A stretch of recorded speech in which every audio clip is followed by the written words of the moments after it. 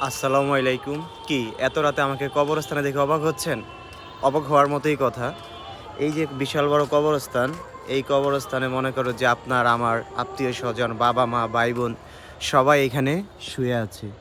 তো আজকে যে পবিত্র শবে বরাত, এই শবে বরাতের রাতটা হচ্ছে আল্লাহ তার বান্দাদের গুনাহ মাফ করে, তাদের রিজিক বাড়িয়ে দেয়, তাদের আগামী ১ বছর তাদের তাকদিরে কি হবে তা লিখে দেয়। তাই আজকের এই রাতটা আমরা বিভিন্নভাবে ব্যয় না করে আমরা নামাজ পড়বো, ইবাদত করব এবং আল্লাহর কাছে গুনার জন্য তওবা স্বীকার করব। আল্লাহ যেন আমাদের সবার গুনাহ মাফ করে দেন এবং সেই সাথে বিশেষ করে আমি দোয়া করতেছি আমার মায়ের জন্য। আল্লাহ যেন আমার মায়ের জীবনের সমস্ত গুনাহ মাফ করে দেন।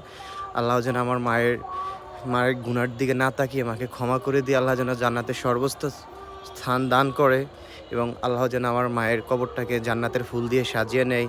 আল্লাহ যেন আমার মাকে কোনো কষ্ট না দেয়। তাই সকলের বাবা-মা, ভাই-বোন সবার জন্য দোয়া করবেন। কারণ এই আজকের এই রাতটা অনেক বিশেষ একটা রাত। এই রাতে আপনার দোয়া কবুল হবে, আপনার নিজের গুনাহ মাফ হবে এবং আপনার ভবিষ্যতে কী হবে আগামী ১ বছরে সেই তাকদির আজকে লিখা হবে।